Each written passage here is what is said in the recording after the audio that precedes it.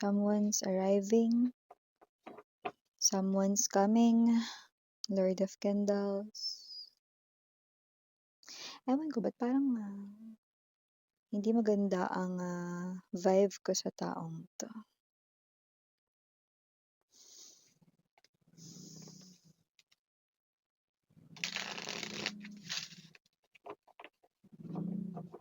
Let me take a look at closer the situation here.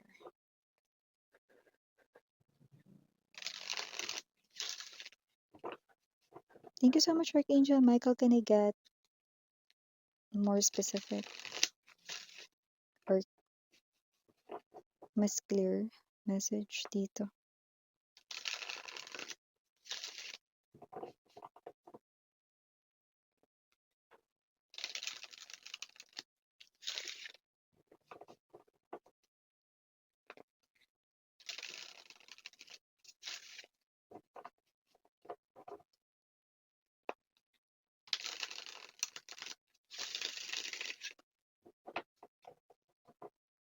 Okay.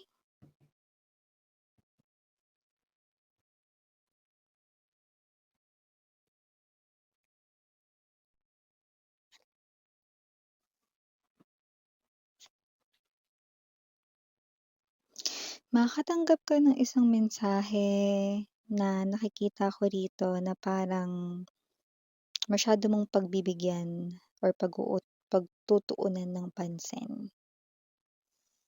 Eight of Candles, something to do with pagkikita, imbitasyon, pagbiyahe yan.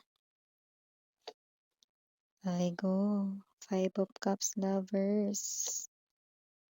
Hermit in reverse.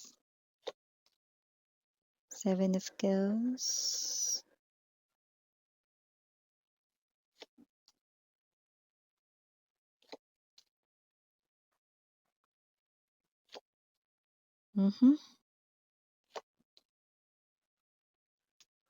Bottom of the deck, Lady of Kills. Four of Kills and the Wheel. Look at how the Wheel nasa likod ng taong to. I'm gonna explain it sa inyo later, pero malinaw ang sinasabi rito. And bago ko ilatag ito, hanggang ngayon, okay, I'm seeing a very heavy rain in my vision right now. Makikipagkita ang taong ito sa'yo. Sobrang lakas ng ulan. Like yung hindi siya yung ulan na pwede kang magpayong. Okay? Yung siya yung ulan na sobrang lakas na tipong hindi ka makakapag-book ng Grab or ng Angkas or ng Lalamove or kahit ano man yan, no? Whatever the case may be, just take only what resonates, no? Pero ang pinakamalaking sign na ayaw kang matuloy ni universe na makipagkita sa tao na yan ay ang malakas na ulan. At kaakibat nun yung wala kang mabook or whatsoever, no? Yun ay mga maliliit na mga clues na pinipigilan kang wag makipagkita sa tao na yan. Yung ulan na sobrang lakas na tipong pa-side view na kaya kahit nakapayong ka pa, pa-side view yung gumuguhit, no? Yung pagbagsak ng ulan. Okay? So, ibig sabihin, pinipigilan ka ni universe. Hindi yun blessing sa inyong dalawa, kundi pinipigilan ka, no? So, yung iba, mga babes, no? Nakikita ko dito na may mga maliliit na mga bagay na mangyayari, kagaya ng palabas ka ng pinto, tapos, ikaw ito na yung suot mo pala, no, ay may mansya, o kaya, no, paalis ka na lang, no, nasagi mo pa, no, yung tasa ng juice, no? Yung mga ganong klase ng energy na natapon sa damit mo or whatsoever, yung mga ganon. Okay? Tapos yung nasa labas ka, no, may kumausap pa sa'yo, yan. ibig sabihin huwag kang umalis, okey? Hindi dahil may mangyayaring aksidente sa'yo sa daan or whatsoever 'no, kundi pinipigilan ni universe 'no, na itong tao na 'to ay makipagkita ka sa kanya. Siya ay walang iba kundi ang nagpadala rito 'no, ng isang mensahe na talaga namang nagpakuha ng iyo ritong atensyon.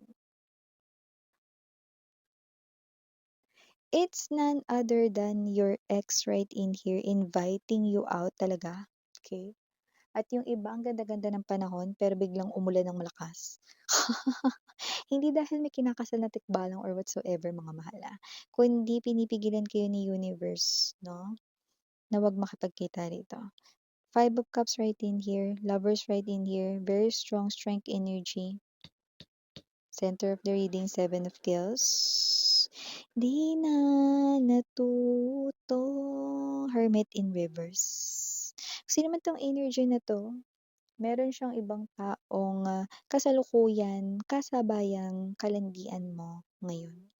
Meron siyang ibang kausap, meron siyang ibang, binibigyan rin ng atensyon, hindi lang ikaw. Ang taong ito ay may posibilidad na namamangka sa dalawang ilog dito 'no, pero paniniwalain niyang, marami siyang plano para sa inyong dalawa sa future. Ten of Candles energy, may hangarin lang 'tong iba sa inyo, yeah, yung iba high chance, ex-lover niyo ito. May kailangan lang 'yan, mm. Hangman energy, okey? So, minsan ka ng napaiyak ng taong ito, marami kang memories na hindi maganda sa kanya, okey? Nakikita ko rito 'no, na yun yung mga bagay rito 'no, na puwedeng nagbigay ng pasakit sa'yo. Lady of Kills at pinakita ko kanina 'no, how the Wheel of Fortune 'no, ay behind the Four of Kills. Ibig sabihin pinakikita lang that the history might repeat itself when you connect once more sa taong iyan. Ay 'no. So yeah, bago natin pag-usapan 'to more 'no, batiin muna natin everybody. Hi and hello there everyone, my name is Yan, welcome new subscribers. Returning buyers ko, thank you sa inyong walang sawang love puyaters, thank you so much. At yun nga, nawala tayo ditong gender ba, lalaki, LGBT, lahat ay welcome. Pwede rin pong i-switch ang mga roles dahil possible magkapalit dahil general reading ito. And at the end of the day, lahat ay may free will na free mong gamitin anytime, anywhere. Ayun, ba yan? May nag-pop out na comment dito. 'Pag may nagko-comment kasi mga babes 'no, sa mga videos ko, nano-notify din sa phone ko 'no. So yung nakita ko dito, tinatanong, nakakaloka eh 'no, tinatanong sino yung favorite kong actor or actress, ayun 'no. Wala namang kinalaman yun dito, pero sige, para sa iyong, peace of mind mahal. Anong connect nun, 'di ba? So, ang favorite, actor ko mga mahal ay si Kang Hanel, 'yan. Ilalagay ko yung picture diyan sa gitna, okey. So, I know kilala niyo rin 'yan kung nanonood kayo ng mga K-drama 'no. So, siya yung aking favorite favorite belle 'no, or actor, okey, 'yan. Kung bakit nakakatuwa siya, ang galing niyang umacting 'no, and tawang-tawa talaga ako lalo na kapagka, comedy 'no, yung kanya rito 'no, na palabas 'no, and kapag siya'y uma-acting 'no, sa kanyang partner, sa leading lady niya, grabe super nakakakilig. Yeah, Kang Hanel, okey. Kakaloka yung biglang segue ng gano'n. So yun nga 'no, timeless tayo dito, Puwede nangyari na 'to sa iba, nangyayari na ngayon, sa iba mangyayari pa lang. Pero yun ang big sign na, malakas ang ulan kapagka nangyari, ite-chiwa. At yun nga mga babes 'no, balik tayo sa pinag-uusapan na rin natin dito 'no. Ibig sabihin ang taong ito ay hindi natuto at kaakibat pa rin ang kanyang pagbabalik sa buhay mo 'no, maliban sa kanyang hidden agenda dito 'no, ay muling malaking posibilidad na muling mangyari ang bagay na nagpawasak ng mundo mo dati dahil siya ay hindi natuto mula doon. Four of Cups energy, sabihin na natin malulungkot siya kung hindi ka pupunta diyan, hindi ka sisipot diyan, hindi mo siya pupuntahan or ire-reject mo siya or ikaw ito 'no, na magno-no sa kanya. Pero that's the best way para maka-escape ka dito sa muli niya ritong pananakit sa'yo. Hindi niya rin 'yan alam, ha, hindi niya rin 'yan alam, 'no, pero pinalabas 'yan dito, pinakita 'yan dito. So, ibig sabihin na kapag nakipagbalikan ka sa tao na 'yan, the history will repeat itself and you will get hurt na naman, okey? Alam kong ayaw mo na 'yun because it's too much to bear. Six of Cups. Kung sino man 'tong energy na 'to 'no, may kailangan lang 'to hindi naman oo, sabihin na natin 'no, nalulungkot siya rito, okey. Pero meron siyang ibang agenda. Yung iba, this person here 'no, miss the things that you do. So, this person's pertaining with bad sins. And kung sino man 'tong energy na 'to, yun lang talaga yung habol niya.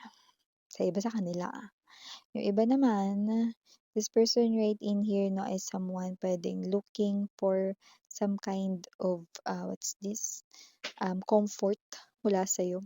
Yung iba naman money, 'di ba? Wala man lang bahid ng love na rason.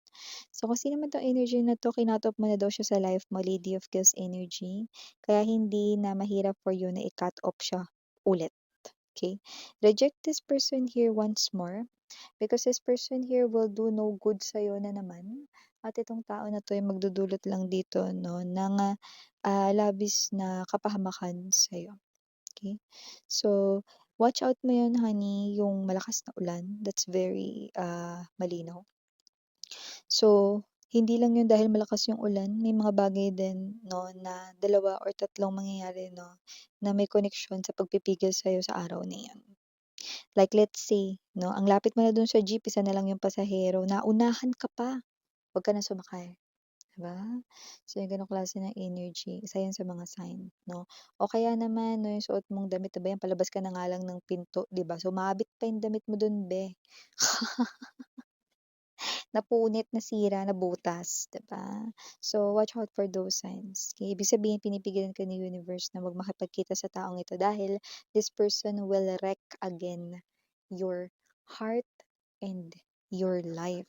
Okay? Don't trust this person right in here, no? Don't fall for this person's bait. Escape and run away as fast as you can from this person, away from this person right in here. Okay? Ewan ko kung ba't may mga ganitong tao. Pero yun nga, I'm glad na marami sa inyo hindi pa 'to nangyayari. So, it's something here na parang it holds my responsibility to tell you that very important, significant message. High Priestess. So, I hope na marinig mo itong mensahe na to right before this thing happens here. Because this person here will just try to trick you. Don't fall for it. This person is a trickster. This person here is embodying this type of energy who is a liar. This person loves to deceive. Yeah. This person still connected with someone else. I don't know if it's the third party na pumagitna sa inyong dalawa or ibang tao na ito. Basta meron siyang kakonek nito pero hindi niya yan sasabihin sa'yo.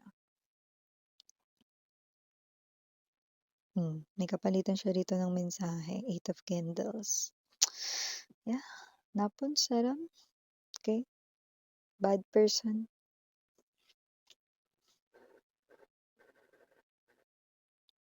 May mga nangyayari sa kanya na ano Ten of Candles, mga ano mga bagay na parang challenges, tests, pero hindi siya natututo. Parang ano pa nga parang wala nga lang sa kanya. Okay? So, kasi naman 'tong energy na 'to 'no, this person here is not good for you guys. And, ang tagal niyang nawala kaya ka siguro nagulat dito, na makatanggap ng mensahe mula sa kanya. Kaya tatawagan ka nito, palalabasin ka nito pero 'wag kang pupunta. Okay. Initials, we have here capital letter R, capital letter N, capital letter T, capital letter B as in boy, capital letter E, capital letter L, and capital letter D as in dog. Okay, and we also have here other letters but not might be capital. We have here P, J or PJ. Okay, just take only what resonates. We have here M, Y, Q, Victory V, H, and last but not the least, we have small letter A. So yeah, these are all the messages we've got right here for you, babe. Again, I'm Mariana on Sarang Love in Light. Annyeong.